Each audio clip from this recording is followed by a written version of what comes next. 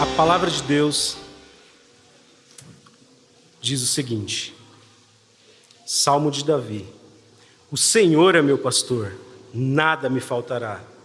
Ele me faz repousar em pastos verdejantes, leva-me para junto das águas de descanso, refrigera minha alma, guia-me pelas veredas da justiça, por amor do seu nome. Ainda que eu ande pelo vale da sombra da morte, não temerei mal nenhum, porque tu estás comigo. O teu bordão e o teu cajado me consolam. Preparas-me uma mesa na presença dos meus adversários. Unges a minha cabeça com óleo, o meu cálice transborda. Bondade e misericórdia certamente me seguirão todos os dias da minha vida, e habitarei na casa do Senhor para todos sempre. Oremos. Pai Santo, eis a tua igreja, Pai. Eis a tua palavra, aquela que alimenta, aquela que nutre e aquela, Deus, a qual nos dirige.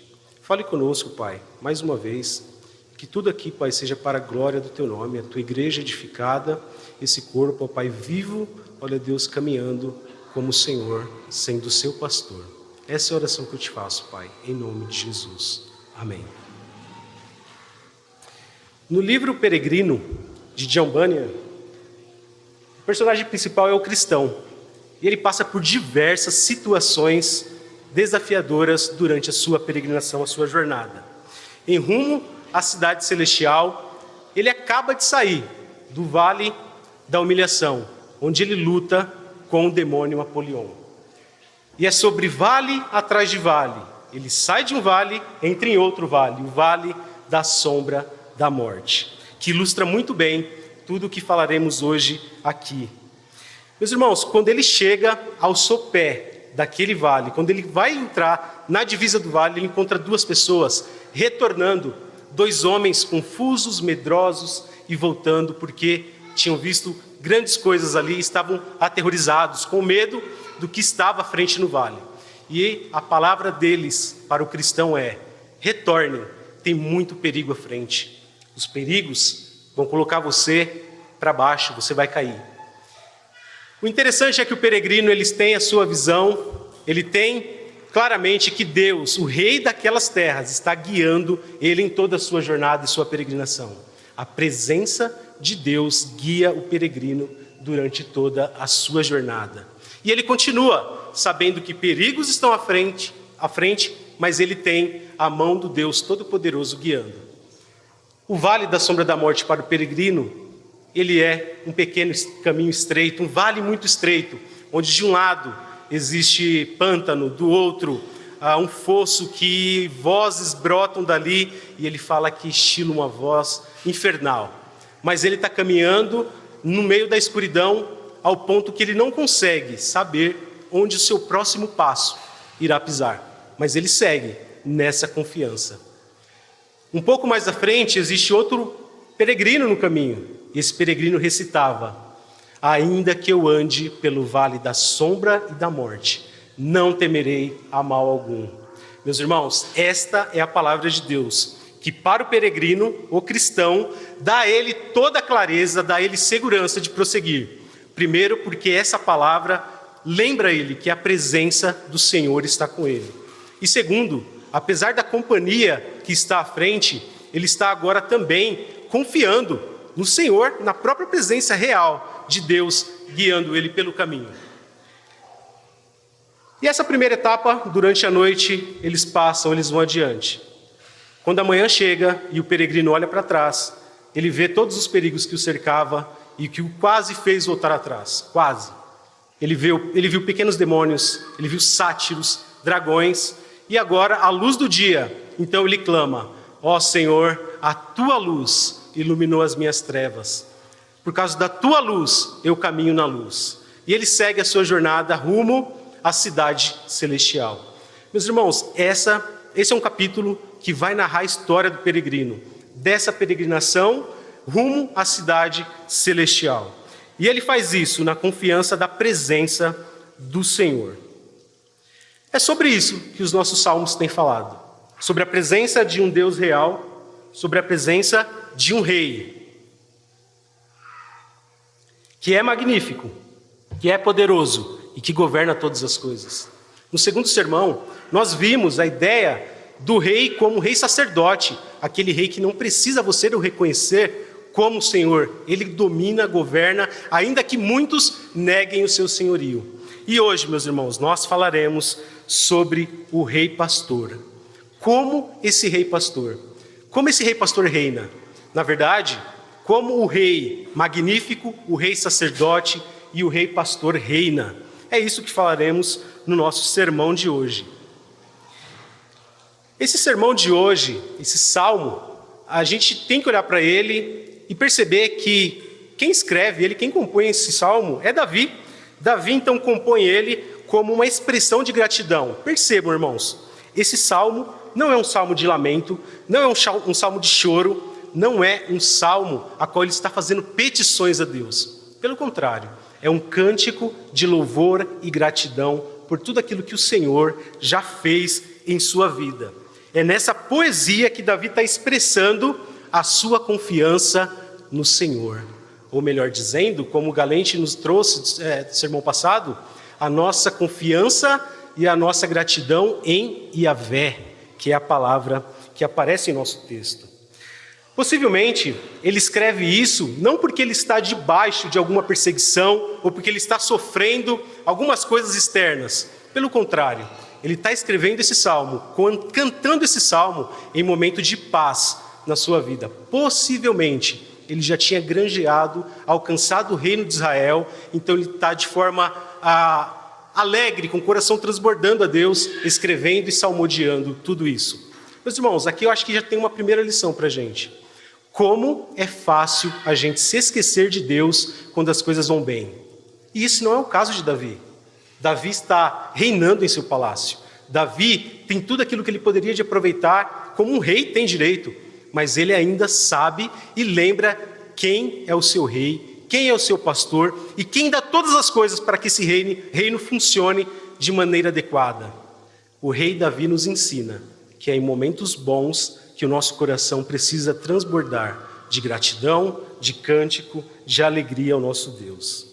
Calvino vai dizer sobre isso que Davi está retomando as bênçãos, as memórias está vindo ali como um louvor a Deus, como degraus a qual ele pode se achegar mais perto de Deus. Meus irmãos, e aqui também outra lição, é através da gratidão que nós nos achegamos mais a Deus, que Deus se faz presente em nossa vida. Para isso, meus irmãos, o salmo de hoje ele está dividido em três imagens, né? O nosso salmo ele é sobre o rei pastor. Ele se divide em três imagens que apresentam esse rei pastor em seu relacionamento pactual com seu povo. Se vocês repararem, o primeiro ponto, a primeira imagem está no versículo 1 até o 3, que está os cuidados do rei pastor. O segundo ponto é a segunda imagem, ela está no versículo 4, a presença do rei pastor. E o terceiro e último ponto é a terceira imagem, que é o banquete do rei pastor. Retomando, a primeira imagem, do 1 ao 3, os cuidados do rei pastor. A segunda imagem, no versículo 4, a presença do rei pastor. E a terceira imagem, que está no versículo 5 e 6, o banquete do rei pastor. O Senhor é o meu pastor, nada me faltará. O Senhor é o teu pastor, meus irmãos? O Senhor tem sido o teu pastor? É interessante a gente olhar para esse salmo e perceber a forma poética dele. Ele apresenta aqui uma forma de uma poesia, de um quiasma. Por quê? Ele tem o nome do Senhor, começando no primeiro versículo e terminando no último versículo. Mas o ponto central, o coração desse sermão, é o versículo 4, que nos apresenta a presença desse rei. Então a nossa estrutura, ela é facilmente entendida com o nome pactual de Deus, o nome Senhor, o nome Yahvé, abrindo e fechando esse salmo. Se vocês perceberem, no versículo 1, o Senhor, Yahvé. E no versículo 6b, habitarei na casa do Senhor. Isso estrutura o nosso salmo. Isso diz muito a respeito de Deus para nós, que Deus é um Deus relacional, um Deus que se relaciona com o seu povo, um Deus pactual, um Deus que cumpre as promessas de um pacto e agora, através de um salmista, salmista está evocando, cantando a Deus e lembrando quem é o nosso Deus, o Deus do pacto, Yahvé. A gente viu na série de Gênesis, né, que diversos nomes aparecem para Deus ali. Alguns são os próprios homens que dão, né, como Deus é o Deus de Abraão, o Deus de Isaac, o Deus de Jacó. Outras vezes, o próprio Deus fala quem ele é, apresenta, se revela com o nome dele no Egito. Vocês lembram? Eu sou. Não é isso que ele se revela e se mostra para Moisés? E o Senhor, então, tem sido o pastor do salmista. Meus irmãos, é muito comum a gente ver esse versículo adesivado nos carros por aí afora. E aí a pergunta que fica é: o Senhor é pastor de toda a humanidade? O Senhor é pastor de toda a sua criação? E aqui a gente precisa fazer algumas diferenças.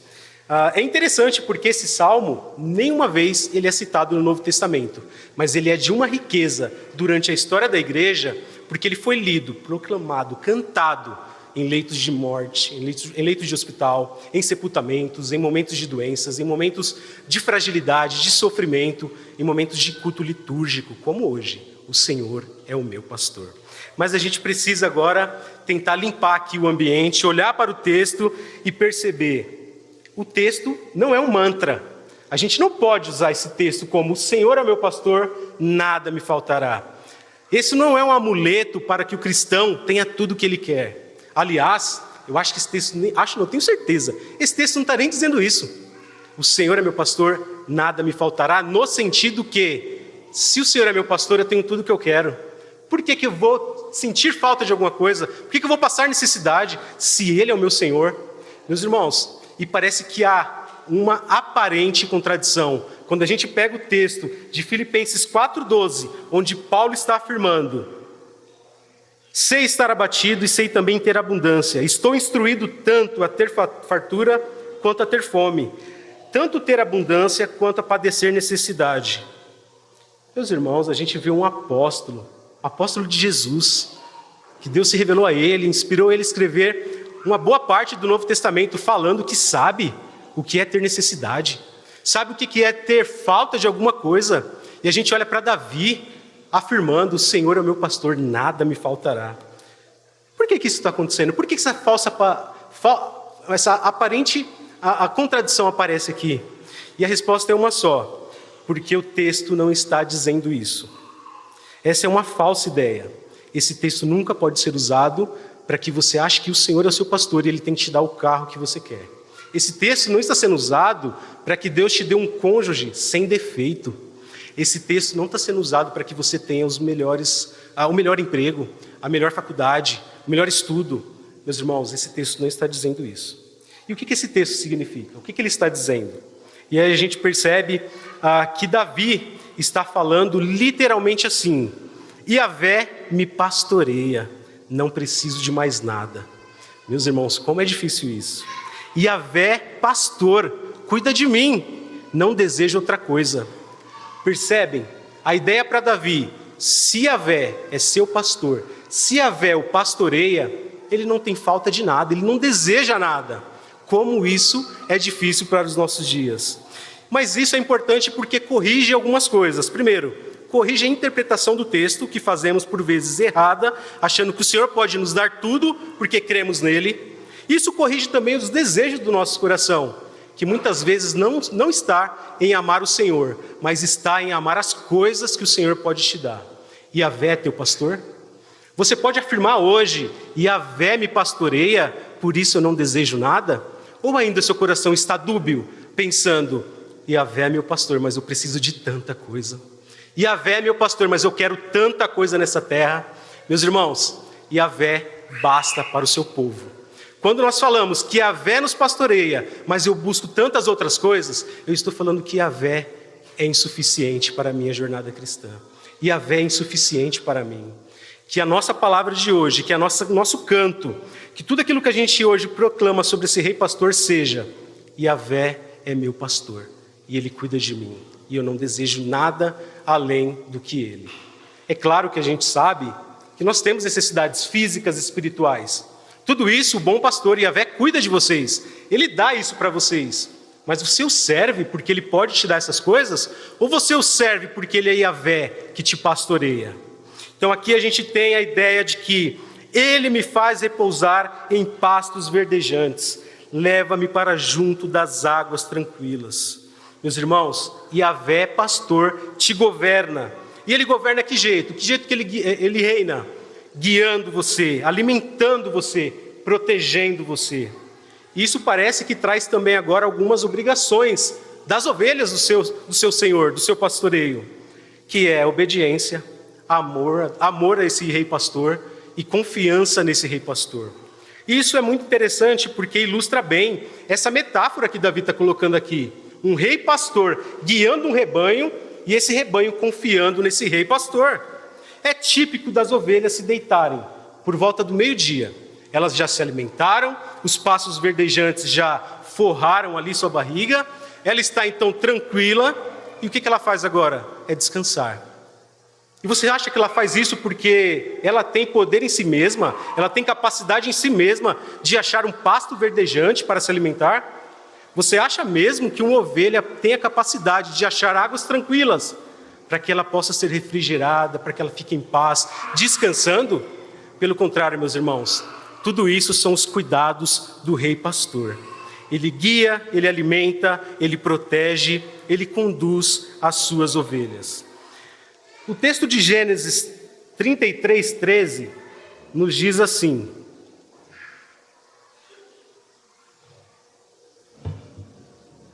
quando Jacó se encontra com Esaú, se essas ovelhas forem forçadas a caminhar demais um só dia, morrerão todos os rebanhos.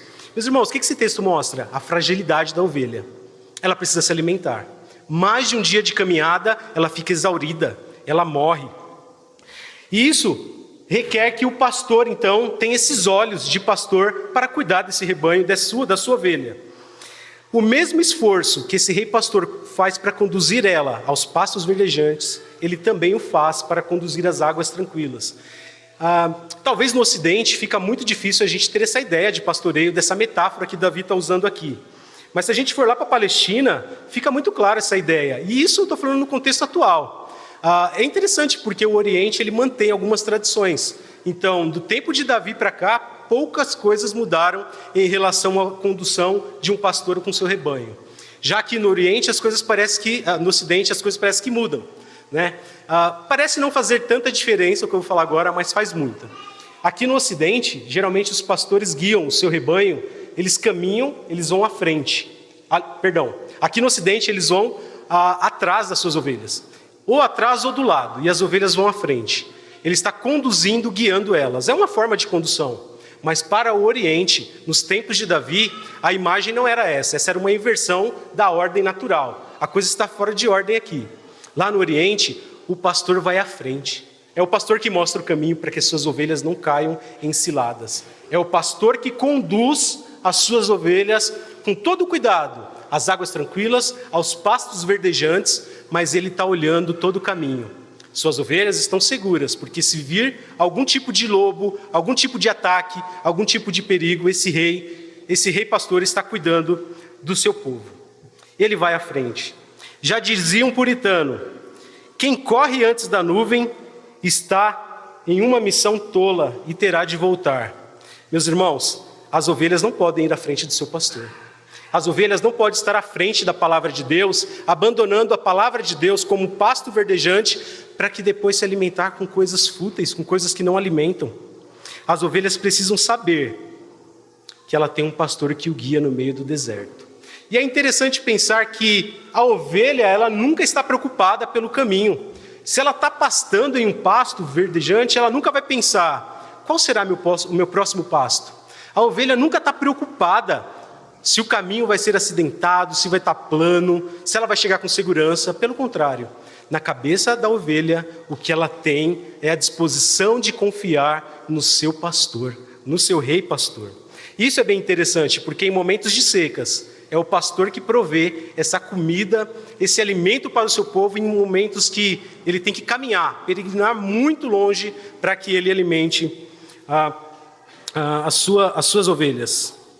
Meus irmãos, talvez essa tenha sido a condição de Davi, sendo guiado pelo próprio Deus em toda a sua jornada, e ele sabe disso, que essa metáfora, como é árduo o caminho de conduzir.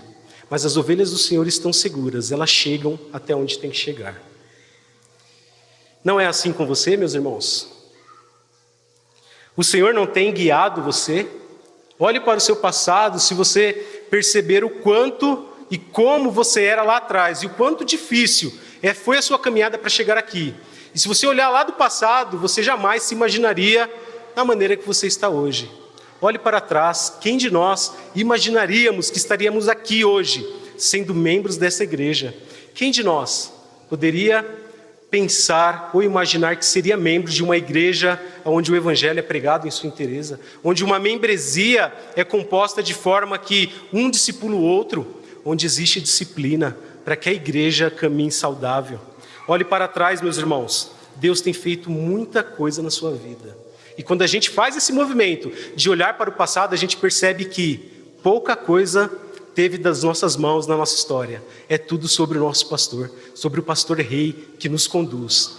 Toda a nossa história está permeada pela graça desse pastor. Se você está aqui nessa manhã hoje, não pense que foi por sua vontade que você escolheu cultuar hoje aqui ao Senhor. Foi pela mão bondosa do rei pastor. E por vezes a gente se vê também em grandes dilemas. A gente não sabe, né? A questão de um trabalho, a questão de uma decisão difícil na vida. Quando a gente está lidando com pessoas, por vezes a gente não sabe qual decisão tomar. E isso faz parte mesmo da natureza da ovelha. Mas o que cabe a nós, como corpo e povo de Deus, como ovelha do Senhor?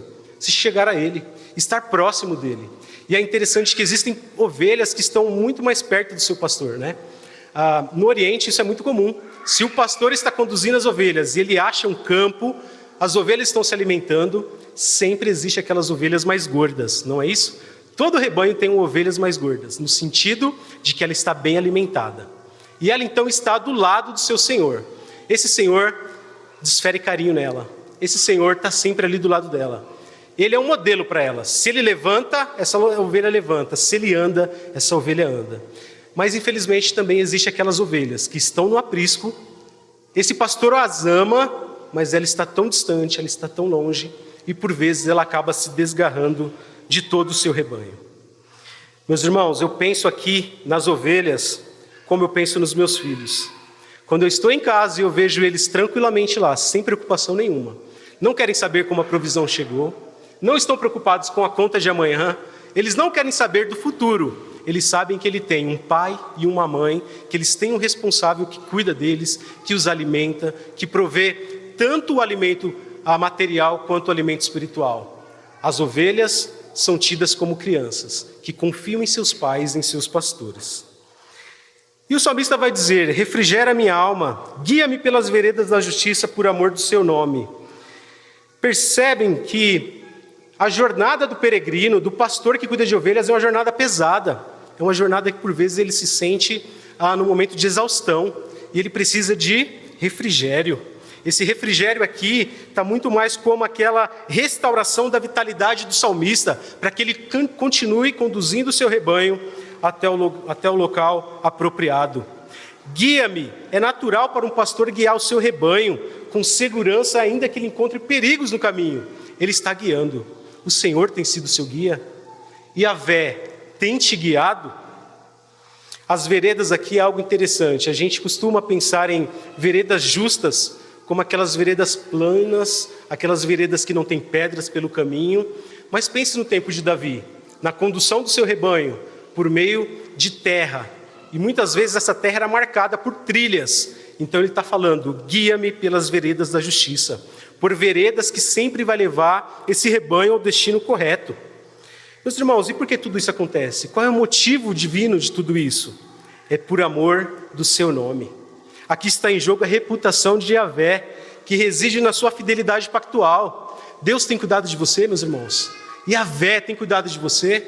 Yahvé tem sido zeloso com você. É claro que a resposta é sim. Tudo isso é pelo amor do seu nome. Ele tem uma reputação a zelar. A fidelidade dele, de Deus, está atrelada ao seu próprio nome. E a gente então chega aqui à segunda imagem, que é a ideia da presença do rei pastor. Ainda que eu ande pelo vale da sombra da morte, não temerei mal nenhum, porque tu estás comigo. O teu bordão e o teu cajado me consolam.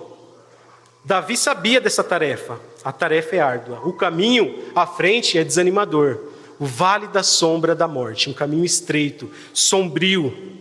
E é interessante que essa palavra, Jó, no capítulo 3, versículo 4 e 5, ele usa para mostrar como isso é denso, como isso é escuro. Jó diz assim, que aquele dia que se transforma em trevas e Deus, lá de cima, não se importe com ele, nem resplandeça sobre ele a luz, que as trevas e a sombra da morte se apoderem desse dia, que uma nuvem habite sobre mim, que tudo que pode escurecer, o dia se expande.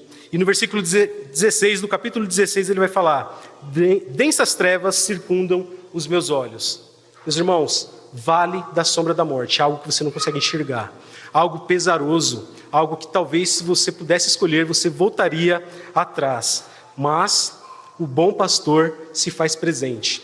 Não importa para você se o vale da sombra da morte, você enfrenta ele todos os dias. O importante é que a presença de Yahvé está com você. A presença de Deus faz toda a diferença aqui para o seu povo.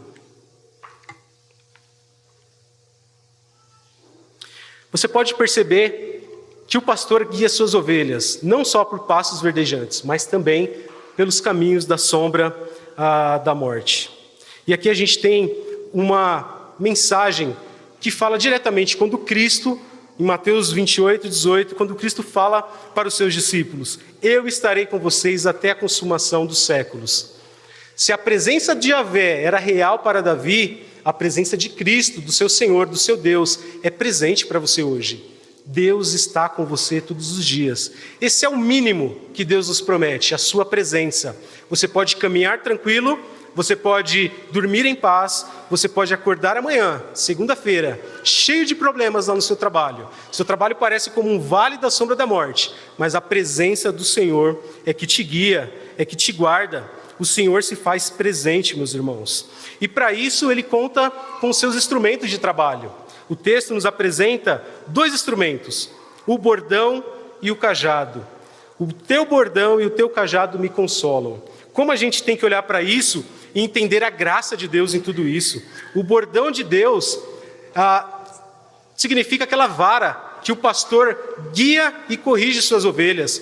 Ao mesmo tempo que o pastor guia corrigindo suas ovelhas, ele também defende essas ovelhas de lobos e de animais selvagens que podem atacá-la no caminho.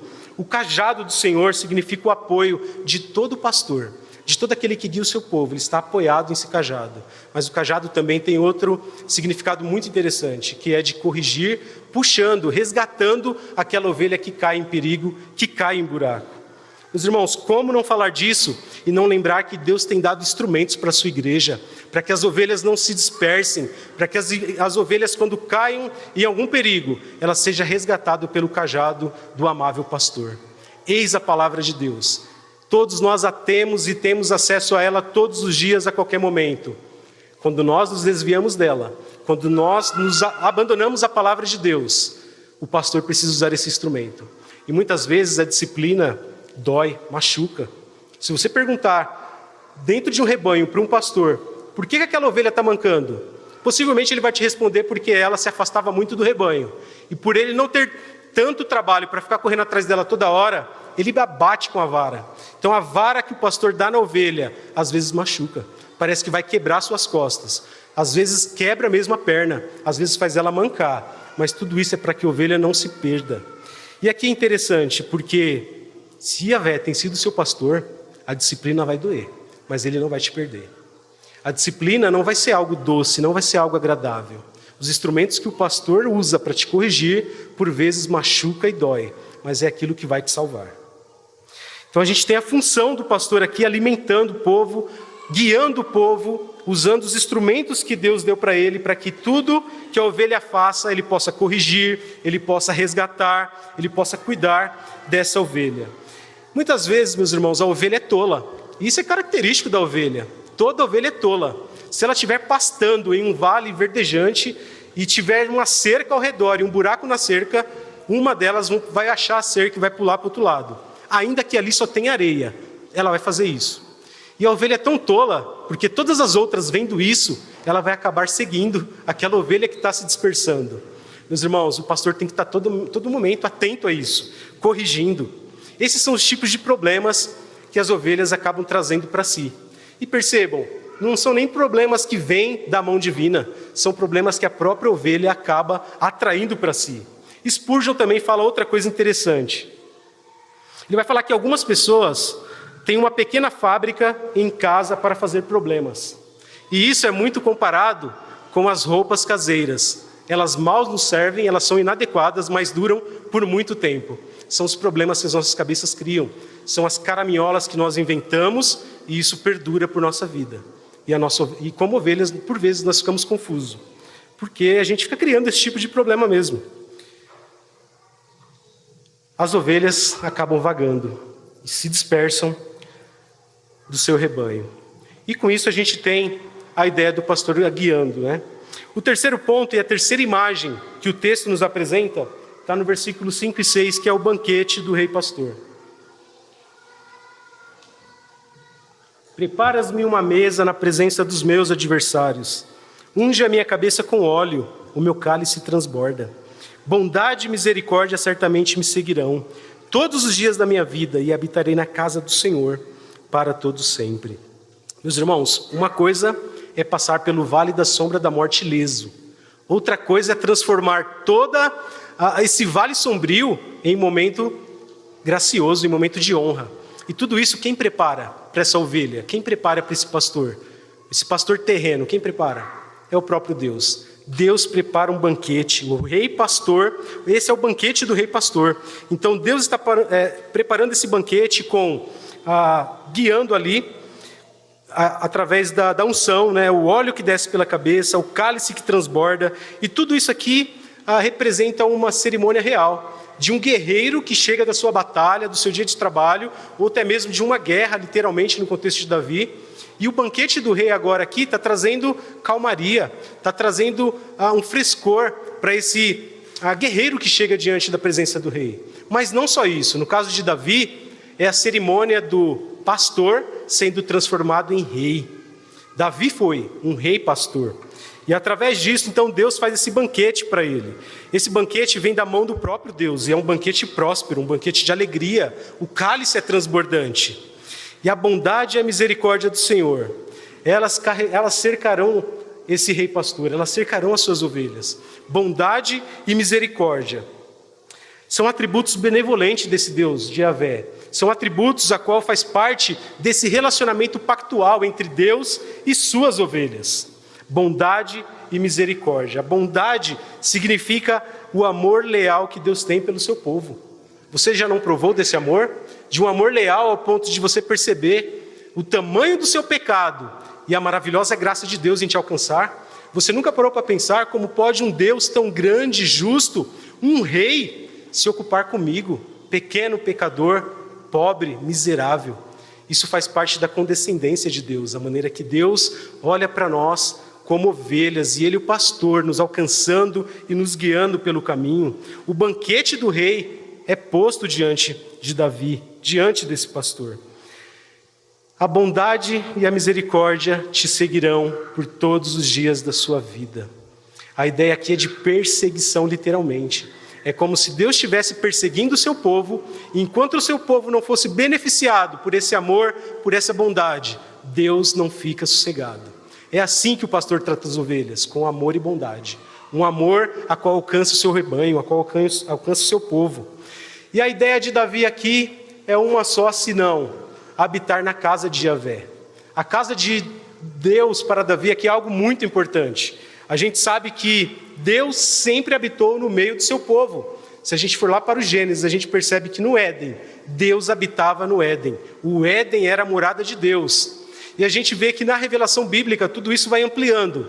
Deus depois habita em uma tenda, em um tabernáculo para o povo de Israel. Esse era o contexto atual das palavras de Davi. E habitarei na casa do Senhor para sempre. Deus habitava e morava em uma tenda. Um pouco mais adiante é construído um templo e Deus habita nesse templo também. E no Novo Testamento, e na igreja do Senhor, e nos dias atuais, qual é a morada de Deus? Onde Deus habita? Onde Deus está, meus irmãos? A gente tem vários relatos do Novo Testamento. Deus está onde o seu povo está. Deus está onde 2 ou 3 se reúnem em seu nome. 1 Coríntios 3, 16, 17. Vocês não sabem que são santuários de Deus e que o Espírito de Deus habita em vocês? Se alguém destruir o santuário de Deus, Deus o destruirá, porque o santuário de Deus, que são vocês, é sagrado. Hoje vocês são a morada de Deus. Mas a ideia de Davi não é apenas aqui uma morada terrena. Davi está pensando nas mansões celestiais, no futuro. Meus irmãos, a peregrinação do povo de Deus, ela começa e termina na casa do Senhor, na casa de Yahvé. A semelhança do peregrino que sai da cidade da destruição, rumo à cidade celestial, passando por diversos tipos de vales e perigo. Assim é a peregrinação do povo de Deus. Começa na casa de Deus, termina na casa de Deus, com a presença do Rei Pastor. Meus irmãos, o Senhor Jesus também passou pelo vale da sombra da morte. É interessante a gente olhar para o nosso Salmo e perceber que um Salmo antes, o Salmo 22, as palavras do Senhor eram: Deus meu, por que me desamparaste? O que seria isso senão um vale da sombra da morte, a qual o seu Senhor passou por você? O Evangelho é sobre esse pastor que foi desprezado. O Evangelho é sobre esse pastor que foi abandonado. O Evangelho é sobre o pastor que sabe o que é passar no vale da sombra da morte. Seu sangue limpa e sara as nossas feridas, como ovelhas tolas que por vezes nos machucamos. O Evangelho é sobre o sangue de Cristo que purifica-nos, que sara-nos de toda a nossa rebeldia. Meus irmãos, o Evangelho do Senhor, ele corrige todas as nossas vontades. O Evangelho do Senhor corrige todos os nossos desejos. Agora nós sabemos que temos Yahvé presente. Agora nós sabemos que Yahvé nos pastoreia. E por isso nós não precisamos de nada. Por isso nosso desejo é apenas confiar, amar e permanecer na presença de Yahvé. Nas palavras de Jesus, minhas ovelhas ouvem minha voz. E eu pergunto, você tem escutado a voz do seu Senhor? Eu não perguntei se você tem escutado a voz do seu ministro domingo após domingo. Você tem escutado a voz do seu Senhor? Você consegue achar o seu Senhor falando contigo quando você lê as Escrituras? O Evangelho é sobre o Deus que fala diariamente ao seu povo, que se relaciona com Ele de forma pactual através da sua palavra. E Ele ainda diz: eu sou a porta das ovelhas. Se alguém entra por mim, será salvo. Entrará e achará pastagem. Eu sou o bom pastor, e o bom pastor dá vida pelas suas ovelhas. O Evangelho é sobre Cristo. O Evangelho é sobre aquele que dá a sua vida. Meus irmãos, outros pastores ou falsos pastores, falsos líderes, ao invés da doação, da entrega, ao invés de dar, eles acabam tirando e tiram até a lã da ovelha. Mas Cristo vai falar que Ele é o verdadeiro pastor. A minha oração nessa manhã é que todos nós possamos sair daqui hoje lembrando que Yahvé é o nosso pastor. Que Ele se faz presente em nossa caminhada, em nossa peregrinação.